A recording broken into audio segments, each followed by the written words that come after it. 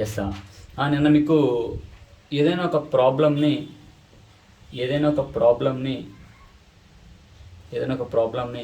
Step by step solve చేస్తే దాన్ని ఏమన్నాను, అల్గరిథం అని అన్నాను.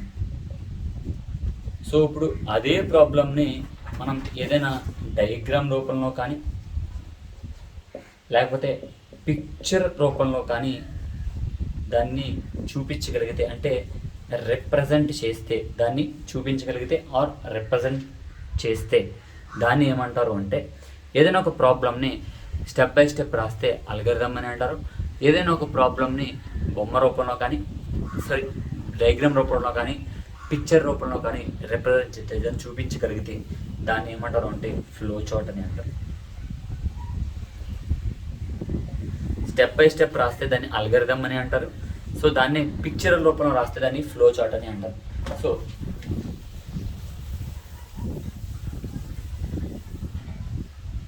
ఇప్పుడు ఫ్లో చార్ట్లో ఏ ఫ్లో చార్ట్ కంటైన్స్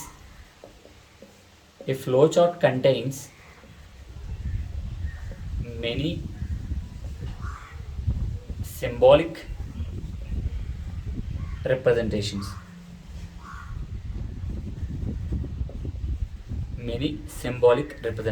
అంటే ఏంటంటే చూడండి, ఇలా పెట్టాను, దీని అర్థం ఏంట్రా, సింబల్, ఇది ఒక సింబల్, అంటే దీని అర్థం ఏంటి, ఇటువైపు వెళ్ళండి అని.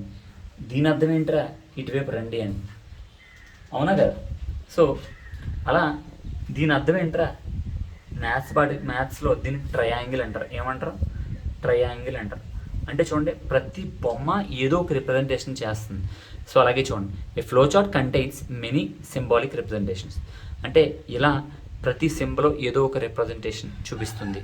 సో అది ఫ్లో చార్ట్ అంటే. నెక్స్ట్, ఇప్పుడు ఏదైనా మనం చూడండి, ఏదైనా ఒక బొమ్మ రూపంలో మనం ఫ్లో ఇందాక అల్గరిథం నాకు చెప్పినట్టు, అల్గరిథం అంటే ఏంటి, స్టెప్ బై స్టెప్ రాస్తే మనకి క్లియర్గా అర్థమవుతుందని. ఇప్పుడు ఏం చెప్తున్నానంటే, ఫ్లో చార్ట్ అంటే ఏంటంటే అదే ప్రాబ్లం కనుక మనం డయాగ్రామెటిక్ రూపంలో మనం రిప్రజెంట్ చేస్తే ఇంకా క్లియర్గా అర్థమవుతుంది. ఫర్ ఎగ్జాంపుల్, నేను మీకు చెప్పాను చూడండి, టీ అంటే ఫస్ట్ ఏం చేస్తారు, ఒక బౌల్ తీసుకుంటారు, స్టార్ట్లో బౌల్, దాన్ని గ్యాస్ మీద పెడతారు, అలా ఇలా ఉంటుంది కదా. సేమ్ అలాగే మనం బౌల్ సింబల్ వేసాం, ఇలా ఒక బౌల్ సింబల్ వేసాం.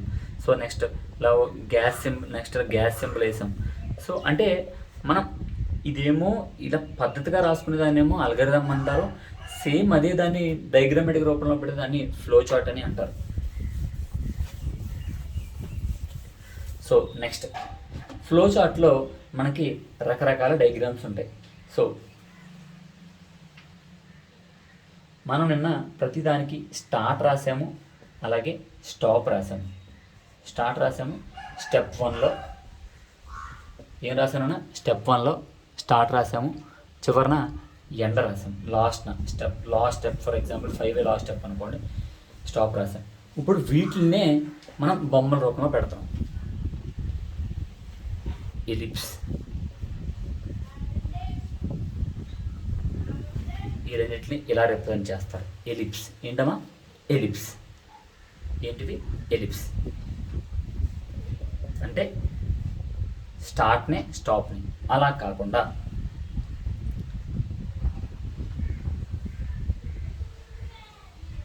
ఈ చివర్లు ఇలా రౌండ్గా పెట్టండి, సో దీన్ని రౌండెడ్ రెక్టాంగిల్ అని అంటారు.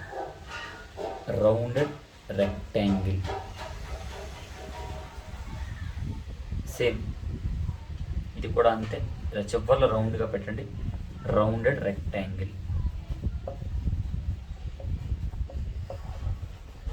చూడండి, ఏదైనా ప్రాబ్లమ్ని స్టెప్ బై స్టెప్ సాల్వ్ చేస్తే దాన్ని అల్గరిథం అంటారు. నిన్న మీకు చెప్పిన దాంట్లో ప్రతి దాంట్లో ఒక స్టార్ట్ ఉంటుంది, ఒక స్టాప్ ఉంటుంది, లేదా స్టార్ట్ ఎండ్ అని ఉంటుంది. సో దాన్ని ఇలాగైనా ఇండికేట్ చేయొచ్చు, ఇలాగైనా ఇండికేట్ చేయొచ్చు. దీన్ని రౌండెడ్ ట్రయాంగిల్ అంటారు, దీన్ని ఎలిప్స్ అని అంటారు. ఓకే, నెక్స్ట్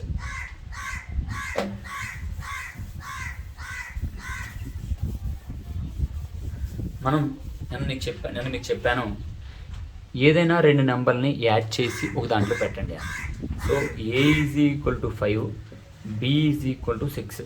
ఇవన్నీ మనం ఇచ్చినవే, అంటే మనమే ఇచ్చిన ఇన్పుట్స్. మనమే ఇచ్చిన ఇన్పుట్స్ మనం ఇచ్చాం.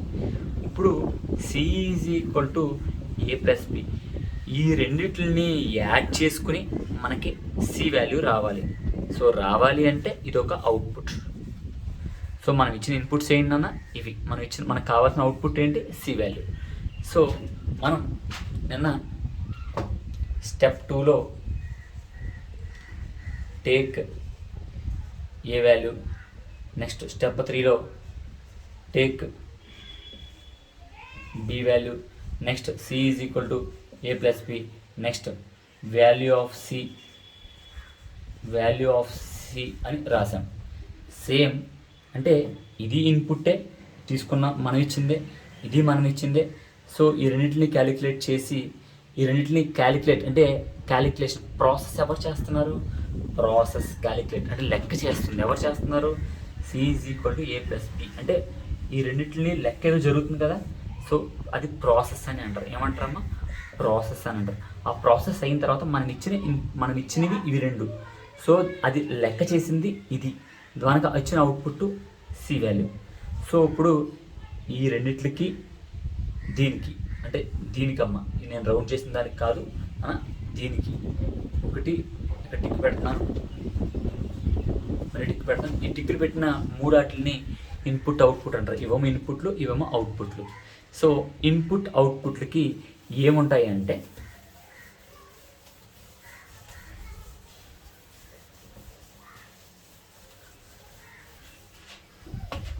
ఇన్పుట్ అవుట్పుట్కి ప్యారలలోగ్రామ్ బాక్స్ తోటి ఇండికేట్ చేస్తారు. సో ప్యారలలోగ్రామ్ అంటే ఏంటి అంటే ఇలా ఉండి జస్ట్ ఇలా కలపంచాలంటే, ఇలా కలపండి, ఇది కొంచెం ముందు తీసుకొచ్చి ఇలా కలపంచాలి. సో ఇది దేనికి ఉపయోగిస్తారు, ఇన్పుట్కి ఉపయోగిస్తారు, అవుట్పుట్కి ఉపయోగిస్తారు. అంటే ఇక్కడ ఏ ఈజ్ ఈక్వల్ టు 5 రాస్తారు, బి ఈజ్ ఈక్వల్ టు 6 రాస్తారు. సో రెండింటిని కలిపిన వచ్చే అవుట్పుట్ కూడా సిఏ కాబట్టి సి ఈజ్ ఈక్వల్ టు 11 అని రాస్తారు. సో వీటిని ప్యారలలోగ్రామ్ అంటారు. ఈ ప్యారలలోగ్రామ్ బాక్స్లో ఎప్పుడు ఉపయోగిస్తారు అంటే ఇన్పుట్ అవుట్పుట్కి సంబంధించినవి వాటికి ఉపయోగిస్తూ ఉంటారు. So next C is equal to A plus B అని చేశాను అంటే ఏదో ప్రాసెస్ జరిగింది, ఏదో పని జరిగింది. ఈ పని జరిగేటప్పుడు ఈ పని జరిగేదాన్ని ప్రాసెస్ అని అంటారు. ఏమంటారండి, ప్రాసెస్ అని అంటారు. ఇప్పుడు ఈ ప్రాసెస్కి ఏ బాక్స్ ఉపయోగిస్తారు అంటే రెక్టాంగిల్,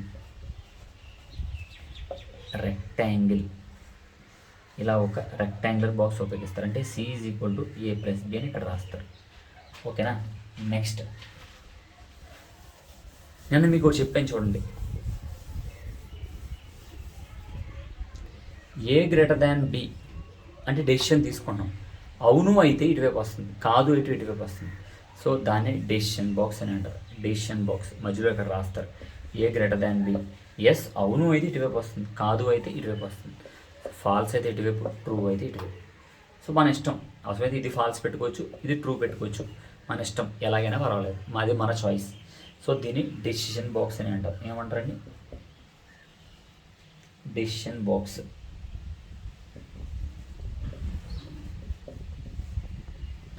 నెక్స్ట్ ఇలా దీన్ని ఏమంటారండి మన ఇంగ్లీష్ భాషలో యారోస్ అంటారు. ఇక్కడ కూడా యారోస్ ఉంటాయి, యారోస్. నెక్స్ట్ ఇంకొకటి ఉంటుందండి హెక్సాగాన్ అని. అంటే మీకు తర్వాత చెప్తాను, ఫర్ లూప్లకి వాటికి వాడతారు హెక్సాగాన్. అంటే మీకు లాస్ట్ నుంచి చెప్తాను, లాస్ట్ అంటే కూడా 2 యూనిట్ నుంచి స్టార్ట్ అయిపోతుంది అంతా. సో హెక్సాగాన్ అంటారు. అంటే ఫర్ లూప్ కానీ, వైల్కి కానీ, డూ వైల్కి కానీ ఉపయోగిస్తూ ఉంటారు. ఈ 3 మీకు సెకండ్ యూనిట్లో చెప్పడం జరుగుతుంది. సో దాన్ని హెక్సాగాన్కి ఉపయోగిస్తూ ఉంటారు. సో నెక్స్ట్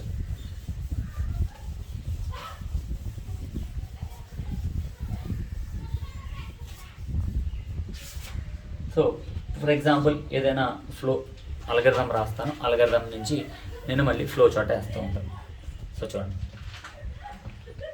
ఇక్కడ అల్గరిథం రాస్తాను, ఇక్కడ ఫ్లో చార్ట్ వేస్తాను, algorithm flow chart. So step 1 start. So ellipse కానీ రౌండ్ రెక్టాంగిల్ కానీ స్టార్ట్. స్టెప్ 2లో take A comma B comma values.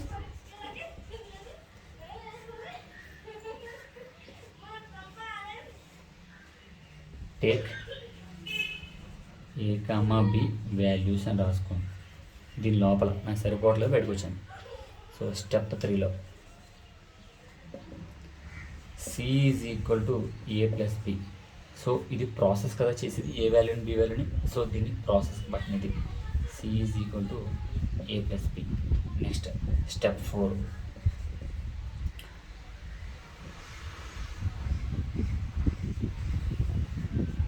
C value. Step 5 end. So ఇవి రెండు ఇన్పుట్స్ అవుతాయి, ఇదేమో అవుట్పుట్ అవుతుంది. ఇన్పుట్ అవుట్పుట్కి మనం తీసుకోవాల్సిన బాక్స్ ఏంటి, ప్యారలలోగ్రామ్ బాక్స్ అంటే సేమ్ ఇదే type. So value of C. So next ఈ ఎండకి సేమ్ ఇదే ఎలిప్స్ లేకపోతే రౌండెడ్ రెక్టాంగిల్ అయినా వేయచ్చు, రౌండెడ్ రెక్టాంగిల్ అయినా వేయచ్చు. ఓకేనా అండి. సో అలా కాకుండా డెసిషన్ బాక్స్ తీసుకోండి. డెసిషన్. సో ఏంటి అంటే